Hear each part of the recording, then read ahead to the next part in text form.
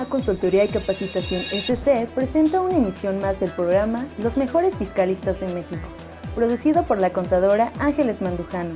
El tema en esta ocasión es los exámenes de certificación profesional, con la participación especial del maestro José Longinos del Carmen González Sánchez, quien es licenciado en Contaduría por la Universidad Nacional Autónoma de México, titulado con mención honorífica, actual coordinador de los exámenes de certificación en Examen Uniforme de Certificación de la Contaduría Pública, Examen de Certificación por Disciplinas y Exámenes Únicos de Certificación de la Calidad de Actuario en el Centro Nacional de Evaluación para la Educación Superior AC.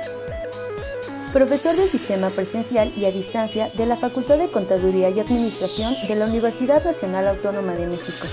Desde 2002 ha sido profesor de posgrado de la misma institución. Ha colaborado con Radio Móvil Dipsa Telcel y Rotodiseño y Color en el área de contabilidad. Ha tenido bajo su responsabilidad los exámenes generales para el egreso de la licenciatura en Contaduría, Administración y Pedagogía Ciencias de la Educación en el Ceneval. Colaborador en PricewaterhouseCoopers en el área de auditoría y diversas firmas de contadores y consultoría. Integrante desde el 2008 y actual secretario de la Comisión de Educación del Instituto Mexicano de Contadores Públicos. Maestro en Administración de Organizaciones por la Facultad de Contaduría de la Universidad Nacional Autónoma de México. Integrante desde el 2013 de la Comisión de Análisis y Difusión de las MIPS del Instituto Mexicano de Contadores Públicos. Socio director y fundador de Consultores Educativos Dialoga AC. En la conducción contaremos con la presencia de la licenciada Norma Aurora Arcate Galván. Los dejamos con nuestro invitado, el maestro José Longinos de Carmen González Sánchez. Muchas gracias, qué bueno que nos acompaña usted en una emisión más de los mejores fiscalistas de México y en esta ocasión con un tema de interés para toda la contaduría.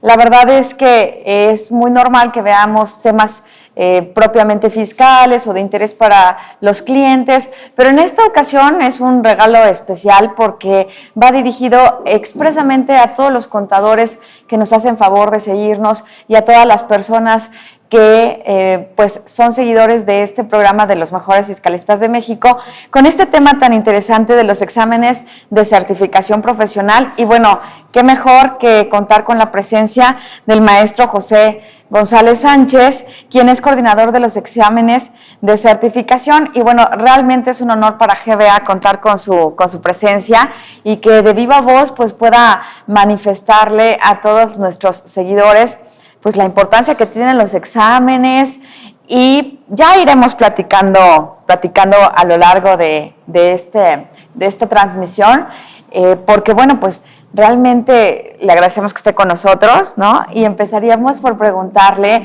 bueno, pues, ¿qué es el Ceneval? Este Centro Nacional de Evaluación que luego escuchamos, ¿qué es? Si nos pudiera explicar. Claro, exactamente. Pues muchas gracias por la invitación. Estoy aquí a sus órdenes con mucho gusto, con la intención de colaborar con ustedes a fin de que podamos nosotros pues difundir realmente los beneficios de la certificación, que la gente pueda conocer con mayor detenimiento en qué consiste esta, cuáles son las características que tiene y sobre todo también que puedan revisar con mayor detenimiento, más allá de lo que a veces alcanza a ver, puedan tener información de primera mano acerca de estos conceptos. Primeramente, el Ceneval es una institución que no tiene fines de lucro, es una institución no lucrativa, está constituida como una asociación civil. Fue creada en 1994, ya son 20 años del Ceneval, el Ceneval está de aniversario. Es una institución que se origina primeramente con la intención de servir a la sociedad, porque finalmente es esta la que requiere a veces de personas capacitadas y que finalmente tengan que probar su capacidad a partir de diferentes medios de evaluación. Entonces, el Ceneval tiene como fin primordial o como misión primordial el diseño, mantenimiento y aplicación de normas que son normas estandarizadas, que son normas que sirven con diversos propósitos y finalmente uno de los puntos que también se considera en Ceneval es la certificación profesional. Solamente para que tener un poquito más de idea acerca del alcance de la institución, en esos 20 años el Ceneval ya evaluados alrededor más o menos de 34,5 millones de personas. Si consideramos Si consideramos nosotros el alcance de la población nacional, podrían ustedes darse cuenta aproximadamente de la proporción que representan las personas evaluadas. Evidentemente, algunas de ellas habrán presentado más de algún examen, sin embargo, si ahorita nos fuéramos a la calle a hacer una encuesta, tendríamos una porción muy importante de gente que al menos conoce la institución de manera directa o indirecta a partir de universidades o instituciones de diverso nivel que la han requerido. Son más o menos alrededor de 3,5 millones de personas que se evalúan de manera anual y evidentemente van incrementándose cada año porque también se va incrementando la capacidad educativa del país, lo cual también es muy positivo. Estamos hablando que aproximadamente gente registrada en línea, estamos hablando de 1,200,000 personas. Anualmente se aplican exámenes, más de 20,000 exámenes profesionales. Tenemos nosotros también una cantidad de consejeros técnicos, que es la gente que finalmente hace los exámenes, de más de 900 personas, más de 90 consejos técnicos, comités académicos, más de 1,200, en fin, ¿no? Tenemos una porción muy importante del alcance. A veces las personas no alcanzan realmente a darse cuenta de la magnitud de la institución, pero sí se pueden percatar con estas cifras de que finalmente se trata de una institución con un alcance global muy importante, además de diversos proyectos que se hacen no solamente en el país, sino también el Ceneval es una institución que ha sido consultada por gente incluso hasta en Europa, ¿no? En Alemania también existe un proyecto, en América Latina, en Sudamérica y demás, ¿no? Pues realmente una asociación muy interesante, en lo particular, déjeme decirle, me ha dejado sorprender las cifras que nos está manejando, ¿no? Y bueno, sobre todo saber que entonces es privada. Sí, el Ceneval es una institución privada con la intención precisamente de que no pueda tener ningún tipo de influencia respecto a terceros, ¿no? Y eso incluye el mismo gobierno. El Ceneval también desarrolla proyectos para el gobierno y precisamente la función del Ceneval es ser un tercero imparcial, que no sea una persona que pueda ser juez y parte, ¿no? Entonces eso se logra solamente cuando tienes completa independencia. Es una institución que tiene como propósito emitir un criterio a partir justamente de la aplicación de lo que las demás personas han podido determinar a partir de los consejos técnicos o cuerpos colegiados, de lo que debe ser una persona que pueda ser acreditada, y precisamente para no dejarse influenciar, pues tiene una diversidad pues de gente que está colaborando con ella sin depender absolutamente de nadie de manera directa. Ceneval es una institución autofinanciable, no depende del gobierno ni nada, aunque sí tiene una asamblea de asociados en la que participan personas de diversos ámbitos. Participan universidades, están también instituciones de carácter no lucrativo, como algunos colegios o agrupaciones de profesionales, sí. Y también se encuentra la misma Secretaría de Educación Pública o el Politécnico, ¿no? Que de manera indirecta también están ahí, aunque insisto en que el Ceneval finalmente se maneja de forma completamente autónoma y los criterios de evaluación o los criterios de diseño de exámenes son completamente independientes a diversos tipos de instituciones. No, oiga, pues la verdad que cumplir 20 años y con el prestigio que tiene Ceneval, la verdad es que han de tener muchísimo trabajo además, ¿no? Porque los han de buscar, digo, tanto del ámbito privado como lo mencionaba, del ámbito público, ¿no? Porque sí se escucha y sí pesa el nombre Ceneval, ¿no? Pues finalmente es un prestigio ganado de muchos años y claro. La certeza que puede tener la gente, la seguridad que puede tener de que realmente la calificación es la calificación apropiada y los criterios de calificación son apropiados también. No, bueno, pues qué interesante. Oiga, ¿y qué nos podría decir de la certificación profesional? ¿En qué consiste? ¿Qué es la certificación profesional? ¿Cuál es el objetivo también, no? Claro. Bien, el proceso de certificación profesional surge realmente a partir del Tratado de Libre Comercio en México, me refiero. En otras partes del mundo ya operado desde hace mucho tiempo. Esto es precisamente debido a que existen diferentes tipos de instituciones que demandan en el mundo a gente con determinado nivel de calidad. Estamos hablando ya de personas en ejercicio profesional, no estamos hablando de gente que recién egresa, que apenas está incorporándose al mercado, más bien estamos hablando de alguien que ya está en el mercado laboral, una persona que ya tiene determinada capacidad y cuya intención más bien es que esa persona pueda demostrar a partir de la aplicación de su conocimiento en una prueba si realmente es apto para poder ejercer con determinado nivel. Lo que busca entonces la certificación profesional es que la persona pueda demostrar en beneficio de la misma sociedad que realmente puede ser capaz de poder operar o de poder ejercer con un estándar mínimo de calidad. Perdón la pregunta. Aquí, por ejemplo, nos referiríamos al punto de que a lo mejor no lograron terminar su carrera profesional, pero se han desempeñado en el ámbito profesional, tienen mucha experiencia, ¿o eso es otro punto que ves en EVAL? Es otro aspecto, sí. Lo que se menciona ahorita serían los acuerdos de la Secretaría de Educación Pública para titular por experiencia, pero eso aquí más bien estamos hablando exactamente, es una cosa completamente independiente.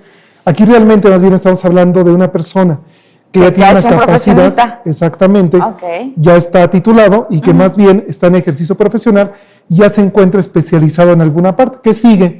Pues justamente demostrar la certificación. Sobre el punto de la certificación hay algo que es realmente trascendente y que la certificación debe ser conocida como un mecanismo de protección a la sociedad. Esto es algo que la gente a veces no considera porque las personas realmente a veces optan por la certificación profesional pensando exclusivamente en el beneficio o el requisito que le pide la autoridad para poder cumplir con determinado nivel o poder ejercer determinada actividad profesional. Es una visión muy pequeña acerca de la certificación profesional. La certificación profesional más bien surge a partir del requerimiento de la misma sociedad y debe verse de esa manera. Sí, porque, por ejemplo, para que los contadores puedan dictaminar en materia de seguro social, necesitan tener una certificación o así para diferentes, bueno, refiriéndome a la cuestión de los contadores, ¿no? Pero qué bueno que lo marca así porque hay ocasiones en las que, me ha tocado ver, por ejemplo, que el contador dice, oiga, no me puede cambiar mi diploma porque yo soy contador público certificado, no soy nada más contador público. Yo no pudiera pensar, no importa, pero la verdad es que alcanzar una certificación profesional pues no es cosa sencilla, ¿no? Sí, no es un aspecto fácil. Realmente para algunas personas puede ya equivaler a tener un título profesional o a tener un grado adicional, ¿no? Porque incluso lo anuncian de esa manera. No se anuncian como CPCs solamente porque sí, es porque realmente lo tienen. Incluso en algunas personas se llega a acostumbrar a colocar en su presentación o en su currículum contador público titulado y certificado, pero por examen. O sea, sí genera también una diferencia. Retomando un poquito lo que mencionaba anteriormente, sí me gustaría insistir en algo. Actualmente, por ejemplo, las personas pudieran llegar a contratar a una persona en ejercicio profesional, un contador en ejercicio profesional, pero a veces solamente por una referencia externa. Es decir, una persona física, una persona que no tiene mayor alcance, puede suponer que a la persona que le están presentando o a la persona que está contratando tiene la capacidad suficiente, pero no es más que un supuesto. Entonces, justamente la sociedad también se encuentra indefensa ante esto, porque, por ejemplo, si en este momento, yo no soy abogado, yo soy contador, en este momento me dicen, pido yo una referencia a un abogado, yo supondría que la referencia es buena, pero no tengo elementos para poder determinar si esa persona es buena o no es buena. Justamente para eso sirve entonces la certificación profesional. Por eso es que es un mecanismo de protección a la sociedad. Entonces, la invitación más bien es una invitación a que la misma sociedad sea la que demande profesionistas que se encuentren certificados. Sí, porque de esa manera ya se ve uno que trae un mínimo de conocimientos profesionales, prácticos, ¿no? Que te garantizan como sociedad que la persona pues va a funcionar en el ámbito que tú le estés buscando, ¿no? No solamente con contadores, ¿no? Así exactamente, sí, que por lo menos esa persona garantices que ante un tercero, que es completamente imparcial, es decir, ya no es una suposición de algo, sino más bien se trata de una medición objetiva, que es la que se hace mediante un examen. En ese momento esa persona pueda ser capaz de demostrar que puede aplicar el conocimiento de una manera apropiada y que puede ejercer con cierto nivel de seguridad para las personas, que sería precisamente la intención. No, pues de verdad que voy de sorpresa en sorpresa. No lo había visto yo tampoco así, ¿no? O sea, como una garantía para la sociedad de un conocimiento mínimo o estándar o uniforme a través de esta certificación profesional, ¿no? Pero para presentar un examen de certificación profesional, o sea, aquí la pregunta sería, ¿qué características tiene tiene el examen, o ustedes, por ejemplo, piden que para poder practicar un examen de certificación a un grupo de personas ya hayan tenido con anticipación cierto número de horas de capacitación, o ¿cómo es este proceso? Pues realmente se trata de un proceso voluntario. Ajá. Que si me permites a mí hacer la invitación, yo creo que sería apropiado que las personas realmente lo pudieran pensar como algo que es necesario, más allá de obligatorio, es algo necesario porque finalmente les beneficia.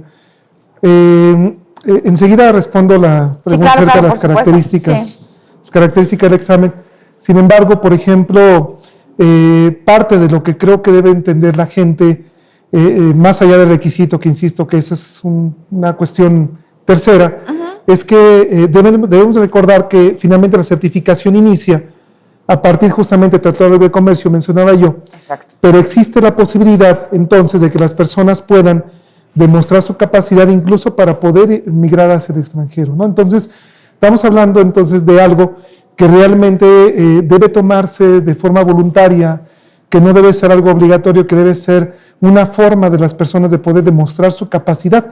Insisto en este mínimo, o sea, es demostrar capacidad ante un mínimo, no es una capacidad ante un máximo, es decir, es garantizar que yo tengo este mínimo de conocimiento, pero también es necesario recalcar que las personas que finalmente presenten el examen van a ser personas que van a poder ostentarse precisamente con esta capacidad mínima, y eso es muy bondadoso porque pone en igualdad de circunstancias a todo mundo, es decir, más allá del prestigio consabido o del prejuicio que pudiera existir hacia una determinada institución de educación superior, finalmente existe la oportunidad de alguien que pueda demostrar de manera objetiva que posee ese conocimiento determinado. Es decir, ya no se trata de decir ahora, yo por ser egresado de esta universidad, la gente debe entender que soy una persona con determinada capacidad, entonces, buena o mala, ¿no? Sino más bien decir, al margen de la universidad de la cual yo egresé, en mi ejercicio profesional yo tengo esta capacidad y por lo tanto soy capaz de demostrarla y por lo tanto puedo presentar un examen y yo puedo obtener entonces un grado más o puedo obtener un nivel más que la certificación profesional, que ahora sirve para que la persona pueda conocer efectivamente quién soy yo. Y eso hace que valga exactamente lo mismo, porque así es en la certificación profesional, que sea exactamente lo mismo la presentación del examen por una persona que provenga de una firma internacional al contador que trabaja de manera independiente en un cuarto, él solito, ¿no? Finalmente los ponen en igualdad de circunstancias ya y finalmente tiene entonces esa persona oportunidad igual que la otra gente, ¿no? Y aquí habría otra pregunta previa. ¿Ustedes, para presentar el examen, piden un mínimo de experiencia o esa experiencia va reflejada en el propio examen? Realmente los requisitos para poder presentar el examen corresponden más bien a cada agrupación de contadores. Cada agrupación es la que determina, aunque en realidad son muy estándares, porque finalmente como se trata de procesos que están normados por la Secretaría de Educación Pública, a partir de algo que se llama reconocimiento de unidad, realmente son muy estándares. Normalmente se piden 3 años de experiencia y el aval también de otro contador público certificado que también finalmente responda por esta persona. Y sí, el examen es un examen que está enfocado primordialmente a la resolución de casos prácticos de alguien que solamente puede llegar a resolver si tiene una determinada capacidad o una determinada experiencia. Es un examen que está constituido en una porción muy, muy importante a partir básicamente de casos prácticos. Eso es súper importante, ¿no? Eso es muy importante porque déjeme decirle que en algunos casos, a lo mejor cuando los estudiantes salen de la universidad y luego entran inmediatamente a estudiar la maestría, a veces no se ve esta experiencia que les pudiera a ellos aprovechar de una mejor manera la maestría, sino que en algunos casos pues ya hasta se ve como una cuestión pues de continuación de la carrera porque no tengo trabajo y me pongo a estudiar, pero la maestría como que no refleja el punto en algunas instituciones, ¿no? El punto de la experiencia, pero aquí sí se refleja este punto de la experiencia. Ya entendí que depende de la institución que los invite a ustedes a practicar el examen de certificación, si se piden los 3 años de experiencia y el aval de otro contador público certificado, o eso es el mínimo. ¿Habrá instituciones que te pidan menos o más? Sí, así es. Hay una parte aquí muy importante y es que finalmente el Ceneval es una instancia evaluadora que a partir de los requerimientos de un consejo técnico, es decir, existen cuerpos colegiados que constituyen el examen y quien decide los contenidos del examen es un consejo técnico. A partir de ese consejo técnico decide entonces qué es lo que va a preguntar.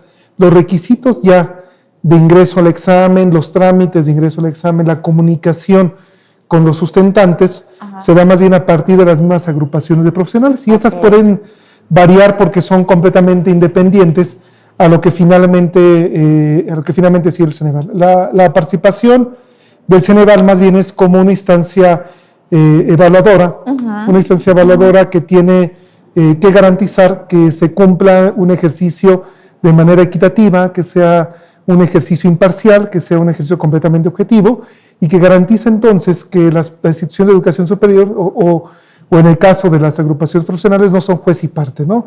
Es decir, que quien está evaluando y quien está calificando sea completamente independiente a la persona que está registrando a los contadores. Sí, lo cual obviamente le da este punto de objetividad, ¿no? Porque es, a lo mejor te capacitaste ciertas horas en cierta institución o con cierto grupo de profesionales, pero ellos no te dan la certificación, sino te la da un tercero que viene a ver si efectivamente se cumplió con ese propósito de mínimo requerido de conocimiento técnico y de experiencia, ¿no? Entonces, pues es totalmente objetivo.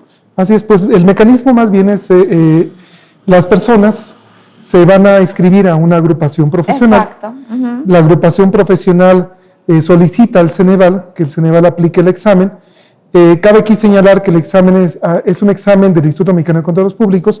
Sin embargo, existe un convenio entre el Ceneval y el Instituto Mexicano de Contadores Públicos de tal suerte que las agrupaciones de profesionales se pueden acercar al Ceneval para pedir que se aplique ese examen. Es decir, el examen se puede aplicar de manera libre por las agrupaciones de profesionales.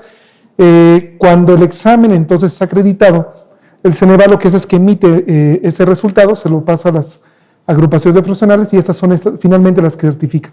Ceneval no certifica, más bien el Ceneval avala que el proceso de certificación en esa parte de evaluación sea un proceso debido. Ya finalmente las agrupaciones de profesionales son las que se encargan de emitir el certificado propiamente, aunque realmente todas funcionan de manera muy similar. Piden el estándar que finalmente establece el Ceneval y estos a su vez reportan a la Secretaría de Educación Pública que el estándar que están pidiendo sea un estándar apropiado y la Secretaría de Educación Pública lo valida y en ese momento entonces el certificado cuenta con un reconocimiento apropiado que puede también servir para efectos legales incluso. Ok, ya, me queda muchísimo más claro. Ahora sí, yo creo que entonces ya podríamos entrar a los atributos o las características que tiene el examen de certificación profesional. Claro. Bien, el Ceneval es una instancia técnica, el Ceneval no es una instancia de tipo político ni económico, el Ceneval es una instancia técnica que realiza instrumentos con estándares que en muchas de las ocasiones, y en este caso particular, son estándares internacionales. Entonces, lo que voy a mencionar ahorita son aspectos completamente técnicos que para nosotros finalmente son lo que sustentan el examen, pero voy a tratar de traducirlo, si me permites el término, en términos coloquiales, más amables. por favor. Exactamente, así es. Primeramente, el Ceneval realiza exámenes especializados, son exámenes de certificación especializados, es decir, que corresponden exactamente a la profesión que nosotros vamos a evaluar, es decir, no tienen conocimientos transversales. Un conocimiento transversal sería, por ejemplo, un conocimiento que fuera afín a todas las demás profesiones, ¿no? Estamos hablando de un examen que es un examen muy preciso para medir exactamente las características o el conocimiento que se requiere específicamente a los profesionales en ejercicio. En este caso, estamos hablando en particular de la contaduría, estamos hablando entonces, por lo tanto, de un examen con características específicas para alguien que pueda demostrar conocimiento y que sea un contador en ejercicio. Es un examen de alcance nacional, eso es muy importante, porque a veces las personas tienden a pensar que les vamos a preguntar un examen o les vamos a aplicar un examen por cada una de las entidades federativas, lo cual no es correcto. Estamos hablando de un examen con alcance nacional, que significa que vamos a preguntar nosotros aspectos que tienen relevancia, pero para todo el país, no son aspectos locales, no vemos normas locales ni nada más, pero también estamos hablando de que es un examen que se diseña para poder ser aplicado en todo el país. Eso significa que está en igualdad de circunstancias las personas que se encuentran en Chetumal, las personas que se encuentran en Tijuana, por ejemplo, exactamente, sí, así es. Se trataría entonces más bien de un examen que está pensado para todo el país, que no favorece a las zonas urbanas, pero tampoco favorece a las personas que se encuentran en zonas que están más alejadas de grandes centros urbanos, ¿no? Es un examen estandarizado, que es una de las palabras más sencillas de decir, pero es una de las cosas más difíciles de lograr, ¿no? Se trata de un examen que tiene reglas fijas de diseño, ¿no? Son reglas que ya están pensadas desde antes que el examen se diseñe, que es un examen que ya tiene aspectos específicos en elaboración, en aplicación, calificación, en mantenimiento. Ya sabemos cómo hacerlo, pero con estándares muy precisos y metodología muy exacta. El Ceneval tiene incluso aspectos de auditoría interna o aspectos de auditoría de otro tipo, que se parece a una auditoría académica, donde se revisa que haya cumplido puntualmente con determinados requerimientos, además de las revisiones que también recibe de la misma Secretaría de Educación Pública, o incluso en el caso particular del EUC, como es un examen internacional, también se llegan a tener revisiones de parte de los organismos de Estados Unidos y de Canadá, tanto de evaluación como de certificación. Es un examen criterial. Aquí quisiera yo resaltar este punto porque a veces las personas piensan que en determinada aplicación pues va a pasar un bloque determinado de personas, ¿no? Eso es incorrecto. O sea, un examen criterial equivaldría a decir, vamos a poner un estándar, vamos a colocar un estándar, quien logre saltar ese estándar va a estar acreditado en el examen. Si la persona no logra saltar el estándar, y eso es el 100% de la población, no importa, finalmente el estándar va a ser fijo. Pero si también todo el mundo logra saltar el estándar, también todo el mundo estará certificado. Es decir, el estándar es un estándar fijo que no se mueve dependiendo de la población. Es un estándar que está diseñado ya con antelación y por lo tanto significa que la gente puede tener la certeza de que va a ser comparada su calificación contra el estándar. El estándar no se va a mover dependiendo del nivel de la persona. Más bien el estándar va a ser un estándar fijo y las personas deben alcanzar ese estándar. Lo contrario sería un examen normativo. Otro aspecto es que finalmente también el examen es un examen objetivo.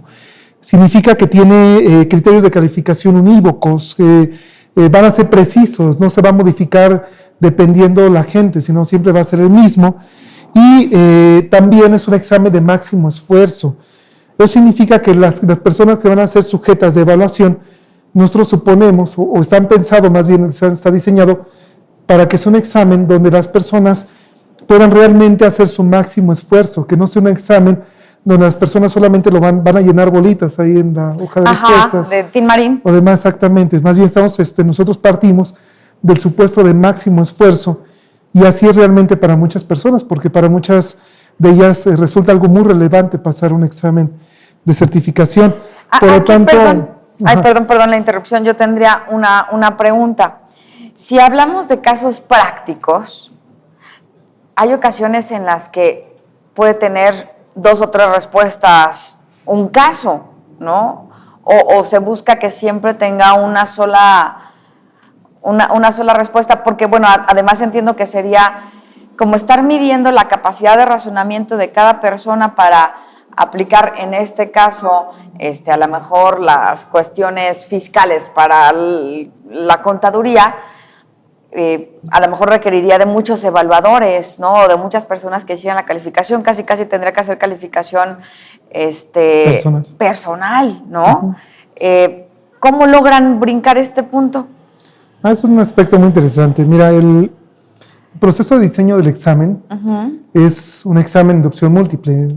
Es un examen objetivo de opción múltiple con una sola respuesta. No puede haber varias respuestas, ni hay respuestas parcialmente correctas. Eso no aplica en el examen. ¿Cómo lo hacemos entonces?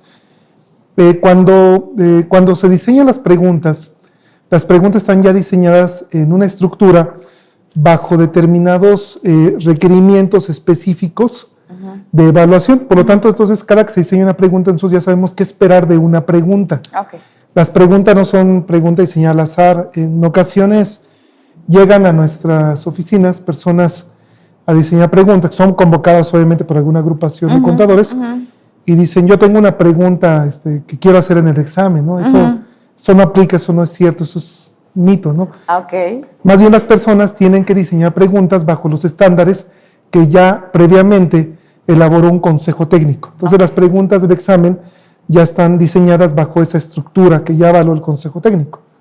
Por lo tanto, entonces, cuando se hace una pregunta, la pregunta ya nosotros sabemos exactamente hacia qué va dirigida, cuál es el propósito de la pregunta, cuál es el alcance de la pregunta, y también al momento finalmente de hacer una evaluación o hacer una validación de esa pregunta, se eliminan todos aquellos aspectos subjetivos. No nada más subjetivos, sino también se eliminan aquellos aspectos que tengan sesgo. Por ejemplo, si una persona que se encuentra en zona fronteriza puede responder mejor el reactivo que una persona que no se encuentra en zona fronteriza, ese reactivo entonces se elimina de la prueba porque ya tiene un sesgo. Lo mismo pasa en el aspecto cuando alguna pregunta sea sujeta de criterio. Cuando una pregunta es sujeta de un determinado criterio, entonces la pregunta, por lo tanto, ya no cumple con esa característica objetividad y por lo tanto la pregunta tendrá que eliminarse. Pero entonces siempre van a ser preguntas de opción múltiple, nunca va a ser un caso abierto. No, siempre son preguntas de opción múltiple, pero también van a ser siempre preguntas que a nosotros nos den información sobre el conocimiento de la gente. Eso significa que una pregunta, quisiera resaltar eso para la gente, ojalá lo pudieran tomar en consideración al momento que se preparen para el examen, porque una pregunta está pensada en algunas ocasiones o en la mayor parte de las ocasiones para que pudiera llegar a ser respondida dependiendo de determinados conocimientos. Es decir, una sola pregunta no evalúa un solo conocimiento. Una pregunta puede evaluar una serie de conocimientos o una conjunción de conocimientos. Por ejemplo, cuando una persona, nosotros le preguntamos el cálculo, por ejemplo, del IVA, de un IVA definitivo, en ese momento significa que la persona ya sabe qué es el IVA definitivo, sabe cuáles son las características del IVA, sabe entonces, por lo tanto, cuál va a ser un posible IVA acreditable, un IVA no acreditable, y sabe, por lo tanto, también cuál va a ser un IVA que va a tener que pagar la persona. Entonces, implica la conjunción de diversos conocimientos y no de un solo conocimiento. Claro. Muy bien. No, bueno, pues entonces ya nos queda mucho más claro, ¿no? Ya vimos cuál es la intervención que tiene Ceneval en este proceso de la certificación. ¿Algún punto que se me haya escapado de cómo se constituye el examen? Pues no, claro que también queda bastante claro, ¿no? Pero me imagino que habrá una diversidad de exámenes que practique Ceneval, ¿no? Sí, así exactamente. Si me permites, antes de eso, quisiera yo retomar un punto que probablemente para la gente pueda ser medular, porque a veces precisamente esto que voy a comentar ahorita es lo que no se toma en cuenta para prepararse para un examen o para tomar en consideración cómo se hace finalmente un examen. Y es que el examen, que es otra de las características que también tiene, es un examen validado socialmente. Significa que también la sociedad tomó parte de este examen porque nosotros le preguntamos a la gente cuáles eran aquellos conocimientos que esperaba precisamente de alguien que se encontrara en ejercicio. Entonces, se hizo un ejercicio muy interesante donde las personas que están conformando parte del Consejo Técnico y los comités académicos, nosotros les preguntamos cuáles eran aquellas funciones que ejercía una persona certificada, es decir, sobre qué finalmente estaba basando su ejercicio. Alguien me dijo, pues estoy preparando estados financieros, estoy haciendo trabajos como fiscalista, además son las funciones o áreas. Posteriormente vienen las actividades profesionales, que significan aquellas cosas que finalmente hace la gente para demostrar que puede ejercer eficientemente la función.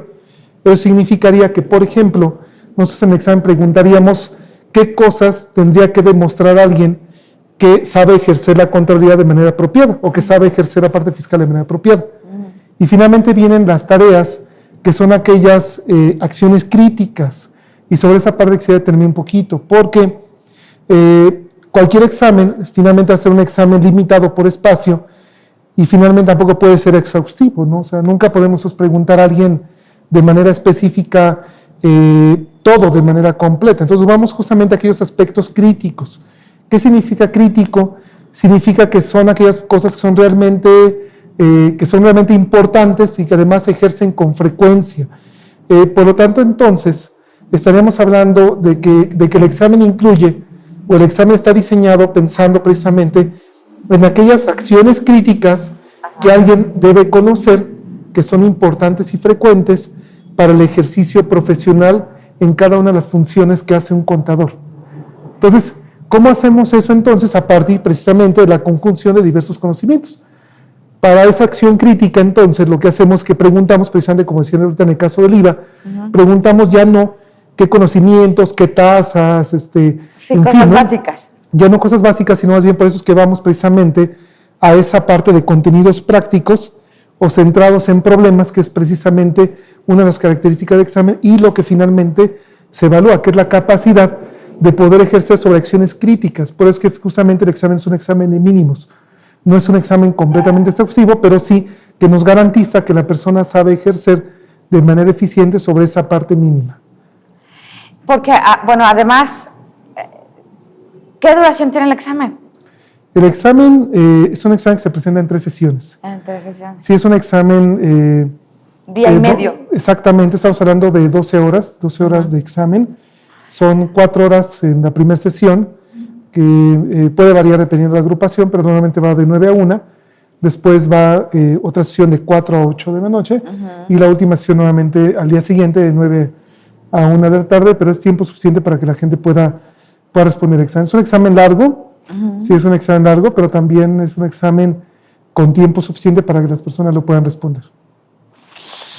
No, bueno, pues la verdad es que mis respetos para los contadores que presentan esos exámenes, porque además, digo, yo en la mayoría de los casos he visto que se preparan muchas horas, ¿no? Que tienen capacitación de muchas horas de diferentes materias, y porque además la contaduría es cambiante, ¿no? O sea, y las contribuciones cambian, y me imagino que ustedes han de tener una revisión de sus preguntas con cierta periodicidad, ¿no? Sí, exactamente. Mira, el proceso de actualización no es fácil en esta clase de exámenes, porque justamente parte de lo que tú estás garantizando es que la gente se encuentre actualizada. Entonces, si quieres que se encuentre actualizada, necesitas forzosamente o necesariamente también un examen que evidentemente te demuestre que está actualizado. Entonces, el proceso es un proceso que puede llevarse meses, es un proceso que al menos lleva 6 meses. En este año tuvimos una porción muy importante de trabajo precisamente derivado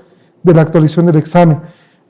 También la estructura del examen. La gente piensa a veces que el examen son los reactivos, y los reactivos en realidad son el último proceso, una última parte de todo un proceso muy complejo de construcción que es todo el diseño del examen. Entonces, el proceso de actualización empieza desde la estructura misma, desde preguntarnos la pertinencia de seguir cuestionando una determinada área, ¿no?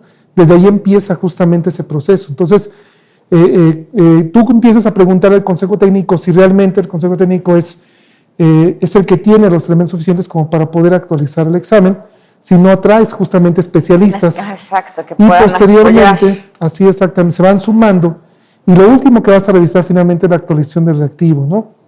Por cada reactivo que nosotros ya tenemos finalmente calibrado, porque cada reactivo se calibra psicométricamente hablando, tendremos nosotros que hacer una recalibración del reactivo para revisar si es pertinente o no es pertinente, y revisar el impacto que se tiene a partir de la actualización. Entonces, no es fácil, es prácticamente volver a construir un examen, Sí, claro. de cero prácticamente a veces, o tenemos que partir ya con una base trunca cada que hay una actualización. Entonces es un reto muy importante que nos lleva mucho tiempo, pero que también la gente puede tener la certeza de que finalmente mides eso, ¿no? Entre otras cosas, de que la gente está actualizada. Y bueno, por ejemplo, para los contadores, ¿no? Para la contaduría pública, son muchas las materias que toman en cuenta, o por ejemplo, digo, porque además cada cosa tiene su especificación, ¿no? No es lo mismo un contador para el área de finanzas que un contador para el área de auditoría, ¿no? O que un control para el área fiscal. Sí, exacto. Mira, qué bueno que haces esa pregunta. Hay una especie de malentendido precisamente respecto al examen uniforme de certificación. Es el examen más grande que tiene de certificación la contaduría, pero no es el único examen. Los contadores pueden llegar también a presentar exámenes por disciplinas. Okay, son exámenes especializados por disciplinas. Actualmente está en operación el examen de fiscal, de contabilidad, el examen de contabilidad gubernamental, de contabilidad y auditoría gubernamental, y también se encuentra en proceso también de construcción el examen de finanzas. Creo que finanzas ya lo había mencionado, ¿verdad? Fiscal habías mencionado. Ok, finanzas, muy bien. Sin embargo, el EUC queda constituido tradicionalmente de una manera distinta. Tradicionalmente el EUC... Perdón, primero cuando decimos el EUC es el examen uniforme de certificación.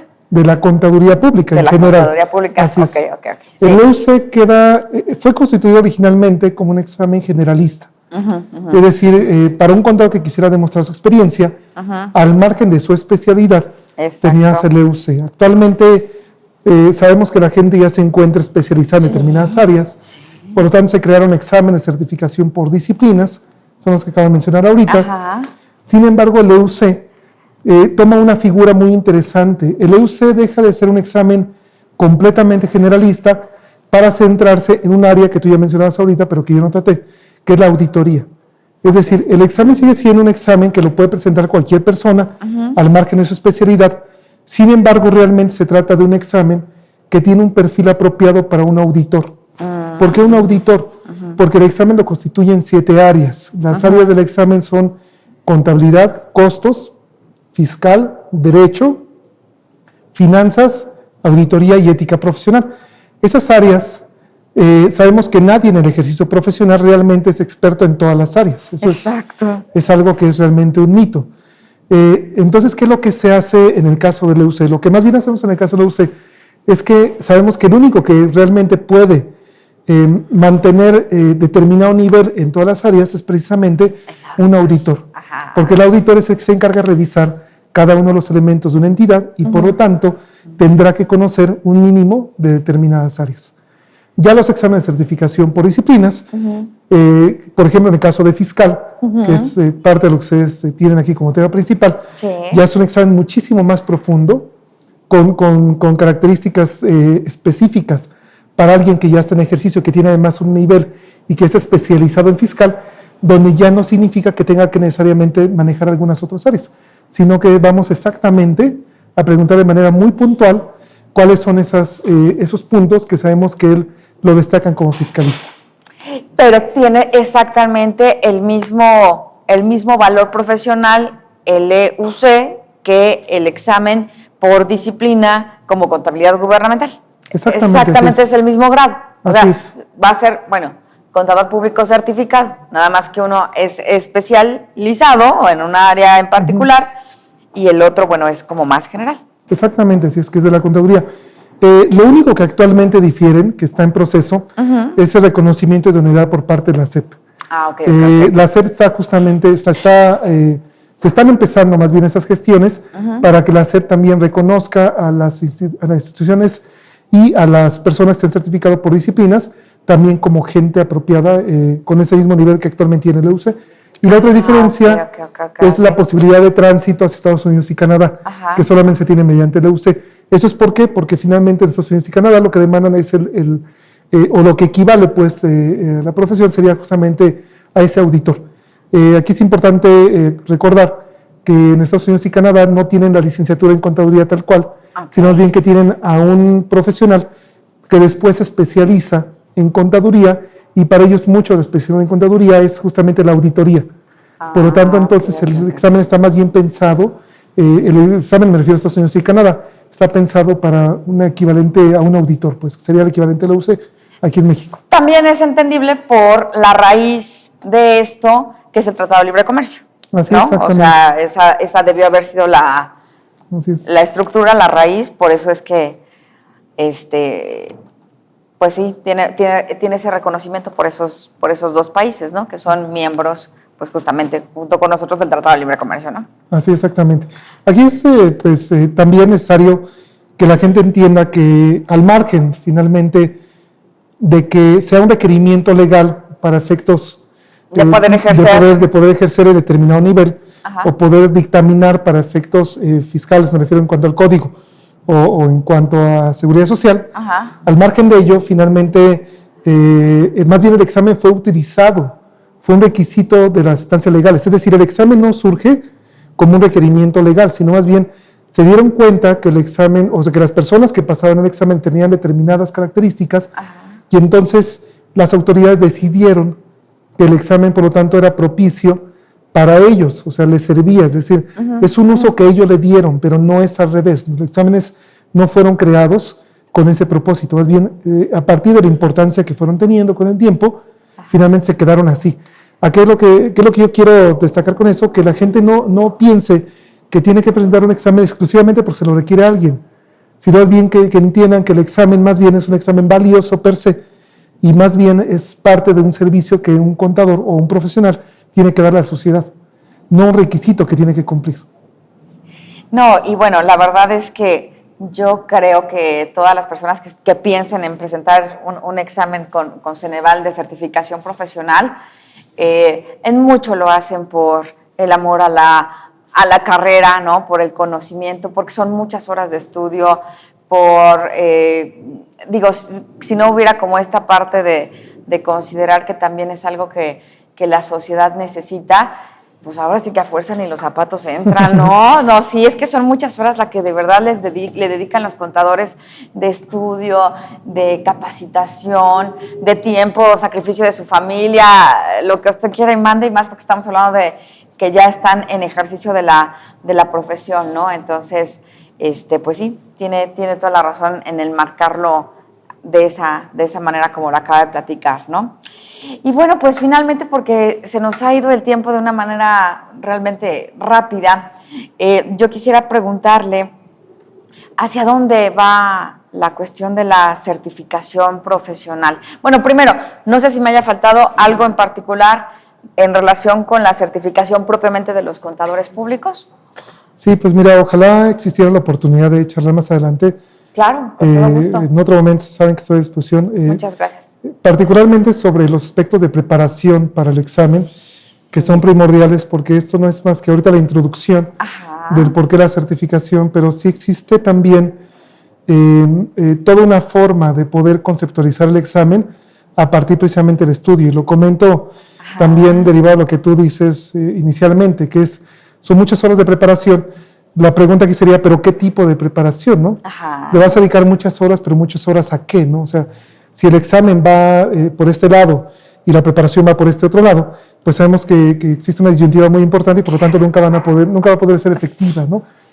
Entonces, que es el error que a veces cometen muchas personas en tal vez asumir que conocen propiamente cómo capacitarse porque parten de un supuesto probablemente equivocado y finalmente agotan su tiempo, ¿no? Y agotan la oportunidad de poderse preparar de manera efectiva hacia el examen, ¿no? Con miras al examen que tiene características muy específicas y que son a veces pues completamente distintas a las que probablemente las personas llegan a conocer de manera común, ¿no? Y sobre el aspecto que me preguntaba acerca de la prospectiva, ¿me ibas a decir algo más? Sí, fíjate que en ese punto yo quería decirte, bueno, es que Ceneval no tiene así como unos lineamientos mínimos que le diga a la agrupación de profesionales, bueno, yo sí te practico el examen, pero siempre y cuando tú hayas cumplido con ciertos requisitos, o simplemente porque la agrupación profesional te manda a llamar, ya lo practicas, como Ceneval.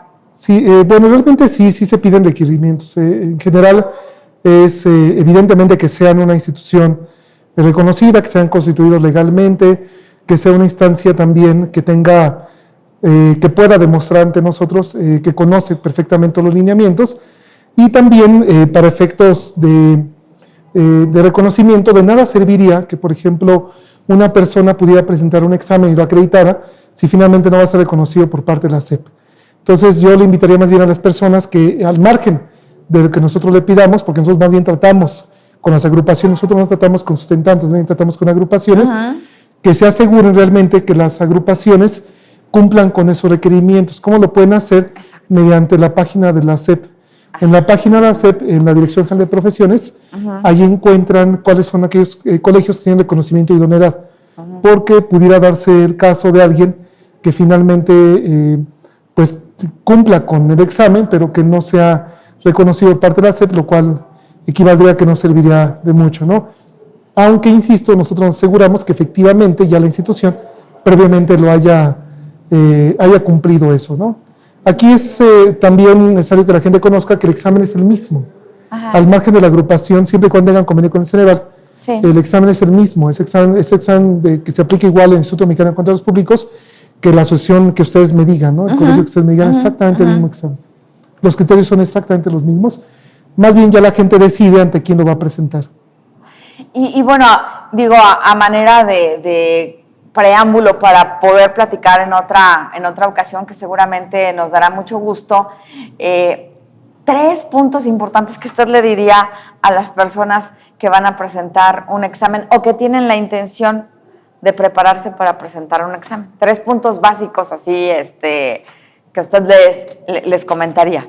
Es difícil hacer un recetario, pero bueno, tratando de responder lo que me comentas. Primeramente, que tienen que recurrir a la guía para el sustentante, es decir, alguien les pudiera llegar a vender algún libro, algún apunte que les diga que es con preparación o que sirve para prepararse para el examen, pero en la gran mayoría de los casos que nosotros hemos encontrado, realmente no están apegados a los lineamientos del examen, o sea, equivaldría justamente a perder el tiempo y a perder dinero.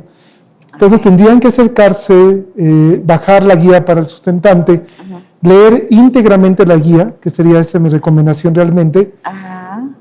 Íntegramente me refiero a que tendrían que revisar desde cómo se construye el examen para que comprendan cuál es la razón de ser del examen y no solamente, que es el error que comete mucha gente, irse a los temas, sino más bien que entiendan la razón de ser del examen. Sería probablemente el primer punto. ¿Esta guía se baja de la página de internet de Ceneval? No, está en la página... No, está en la página del Instituto Mexicano de Contadores Públicos. Ok. Aunque también puede ser provista por su propia agrupación de profesionales. Ok. El origen es la página del instituto, pero cada agrupación puede también hacer referencia a ellos o les puede también proporcionar una guía que debe estar fundamentada también en esta guía que a su vez comento. La guía madre, digamos. Exacto.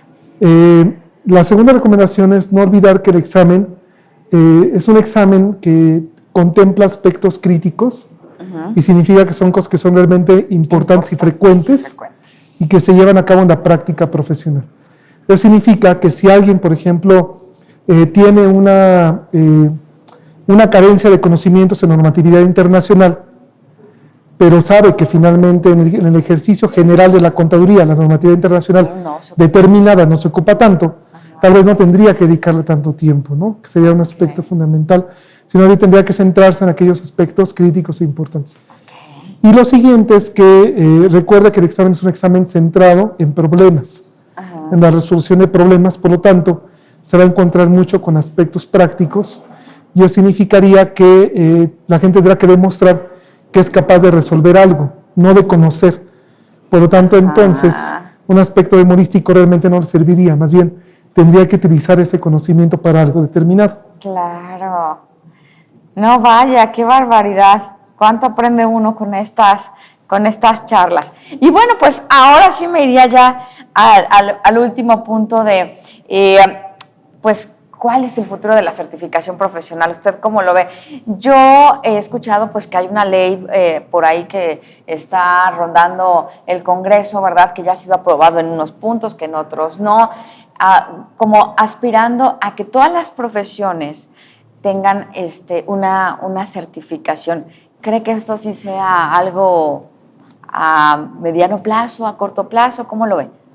Mira, realmente resulta complicado. Sabes que cualquier aspecto que esté relacionado con una iniciativa de ley es un proceso que puede llevarse años, ¿no? Sí, claro. O es un proceso que puede tardarse muy poco dependiendo la intención o dependiendo del momento que se encuentra, incluso hasta el país, ¿no? Hasta el país mismo. Claro, por supuesto. Entonces, lo que puedo comentarte más bien al respecto es que existe efectivamente esa iniciativa, la intención de la iniciativa va en dos vertientes.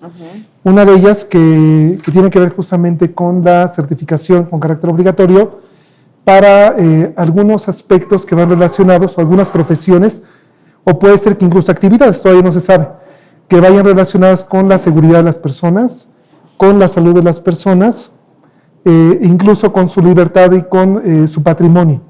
Aquellas carreras, es decir, que tengan algún tipo de referente a lo que acabo de mencionar ahorita, probablemente sean sujetas de certificación profesional, precisamente por seguridad de la gente o para que la gente pueda tener la certeza, ¿no? Imagínate, por ejemplo, que lo hemos vivido en algunas ocasiones o que nos enteramos de alguna obra pública o de alguna persona que se encuentre injustamente en una cárcel precisamente porque no fue defendido por alguien que tenga la capacidad profesional apropiada, ¿no? Entonces, eso es lo que busca la iniciativa, ¿no? Y la otra parte sería la colegiación a partir precisamente de esa característica de certificación profesional, es decir, que la gente con la posibilidad que existe de tanto dinamismo en el país, precisamente tenga como opción poderse agremiar a una determinada agrupación de profesionales y que esta le garantice a su vez que con educación profesional continua pueda mantener un conocimiento actualizado, vigente. Esa sería la intención de ley. Se encuentra actualmente en el Senado de la República, se encuentra creo que en trabajo en comisiones, pero existe también una carta que recientemente se ha firmado por los presidentes de todas las agrupaciones profesionales del país, y particularmente los que se encuentran en el país, que son los que están apoyando ello, al margen de su concepción de contadurías, decidieron unirse y ya tienen esa carta de apoyo en general como profesión, no como determinada agrupación ni como gremio, sino en general para todas las profesiones. Fíjese que ahí valdría la pena, sí, a lo mejor interesarse de la comisión, quienes integran la comisión donde se está trabajando, e incluso poder hacerles llegar algunos comentarios, porque desafortunadamente a mí me ha tocado ver en diferentes partes del país cómo a veces la colegiación es un impedimento para el crecimiento profesional de las personas. Se maneja mucho como el celo local o como el celo profesional, y evidentemente a lo mejor puede llegar una capacitación que no es local, pero que es muy profesional, y por ese celo no te dan el reconocimiento, no te dan la mentada puntuación o cosas así por el estilo. Entonces ahí yo creo que sí habría un trabajo interesante que hacer por parte de nosotros para explicarle esa problemática al Congreso, ¿no?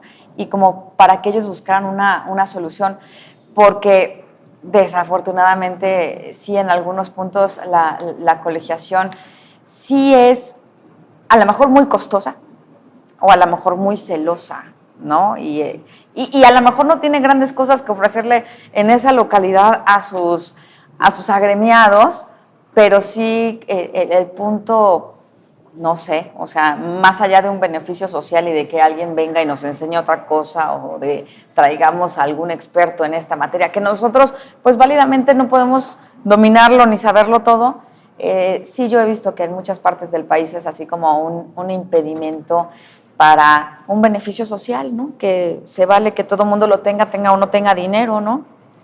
Pues sí, bueno, realmente desconozco los términos de colegiación porque...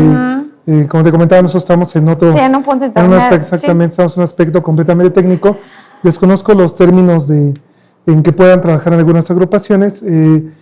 Pues ojalá la decisión que tomen finalmente sea una decisión apropiada para la sociedad. Claro.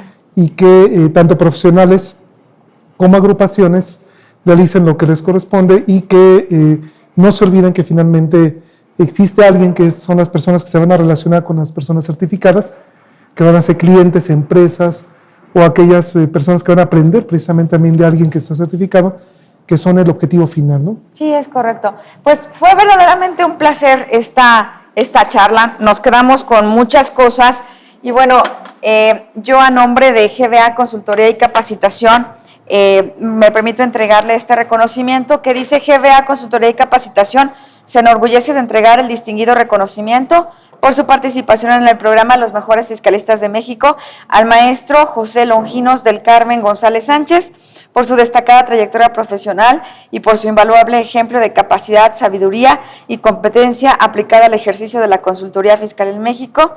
Diciembre de 2014, la contadora Ángeles Mandujano, titular del programa, y el contador Andrés Ávila García. Muchísimas gracias por su participación. Muchas gracias. Te agradezco mucho. Gracias. Y a ustedes, amigos, les agradecemos que hayan estado con nosotros en una emisión más de su programa Los Mejores Fiscalistas de México, y nos vemos en la próxima emisión. De mi parte, les deseo una feliz Navidad y un próspero año nuevo, y el próximo año nos estaremos viendo por aquí. Muchísimas gracias y hasta luego. Es así como presentamos una emisión más de Los Mejores Fiscalistas de México. Esperamos contar con su presencia la próxima semana.